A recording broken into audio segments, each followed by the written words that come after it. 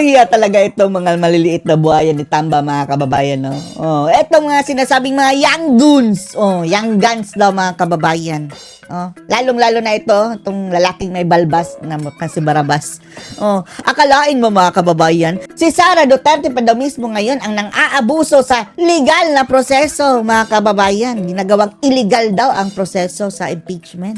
Dahil inaantala daw niya, mga kababayan, itong process daw ng impeachment, mga kababayan, daw nagsubmit pa daw ng mga petition, mga kababayan, at inaaksaya lang daw ang oras ng korte. Dapat sundin na lang daw ni Sara Duterte, mga kababayan, ang legal na proseso ng impeachment. Animal.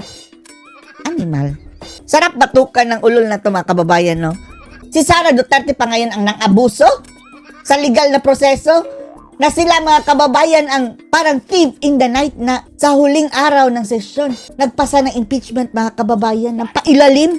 Yan ba ang legal? Yan ba ang legal na ang pumirma, mga kababayan, ng mga kongresista? Ang dahilan ay parang binablackmail sila na hindi mabibigyan ng pondo ang kanilang mga ang kanilang constituents kapag hindi sila pipirma. Yan ba ang legal?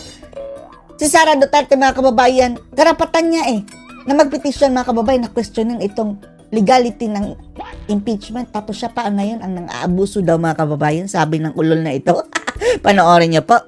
Nananawagan si House Deputy Majority Leader Paulo Ortega kay Vice President Sara Duterte Paulo Ortega pala itong animal na ito, sa mga kanyang kababayan, kampo na huwag abusuhin. Wow, huwag abusuhin. Si Sara Duterte pa ang abusado ngayon. Galing sa mga bully, mga kababayan, mga abusador ng mga kongresista. Si Sara pa ang ginagawang abusado. Ang legal na proseso Si Sara pa ang tinatawag na abusador.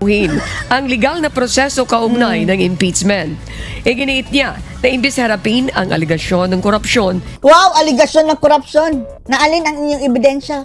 By the way, ang mga kurakot, mga kababayan, yung punong-puno ng putik, nakakita lang na gatuldok na dumi sa mga kababayan, sa damit ni Sara. Ang dumi ni Sara, ang dumi ni Sara. Tapos sila, mga kababayan, puno ng putik. At yung sinasabi nilang dumi ni Sara, mga kababayan, invento lang nila.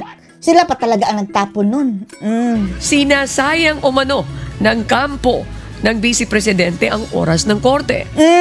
Si Sara pa nagsasayang. In the first place, yung impeachment mo, ang number one, sayang sa oras ng bayan. Sayang sa pera ng bayan, mga kababayan. Anong sabi ni Super Ate? 1 trillion ang kanilang ginawang puhunan daw dyan, mga kababayan, para ma-impeach si Sara Duterte. Si Amy Marcos ang nagsabi niyan, ha? 1 trillion ang binudget. Hinimok naman ni House Assistant Majority Leader Representative Jefferson Conghon. Isa pa to, mga kababayan. Yung sabi nito, Passion, ang pangit ng buhok daw. Parang hinabol lang daw ng barbero, mga kababayan, yung kabilang side ng kanyang buhok. Ang Senado na simulan na. Nobyo ni Aiko Melendez na kasali rin pala sa narcolist ni dating Pangulong Duterte dati, no? Nabanggit din ang kanyang pangalan. Ang paglilitis. Habang sinabi ni House Assistant Majority Leader Representative Jill Bungalon. Isa pa yan, mga kababayan. Senado Hindi yan. na aksyonan ang Isa pa. reklamo kahit walang clamor mula sa publiko. Tingnan nyo si Bungalon, ha? Etong mga side mirror gang, mga kababayan. Ako Bicol party list yan siya. Kumusta na pala yung amo mong nasibak? Balita namin mukhang sacrificial lamb si mga kababayan, yung si Zaldico. Kasamahan niya sa Ako Bicol yung ungas na yan, no? Clamor is not the basis, no, for us to act on something. Hindi ka tanatanong, ungas. Atat mga kababayan na ituloy na yung bitch, ituloy na. Samantalang sila pinapatagal doon sa Kongreso. Nag-antay pa ng last day. That the Constitution mandates, so whether may clamor yan or wala, sinasabi ho ng Constitution na meron ho tayong obligasyon, trabaho, na mag-convene. Ang sarap sasampalin tong mga animal na mga kababayan, no?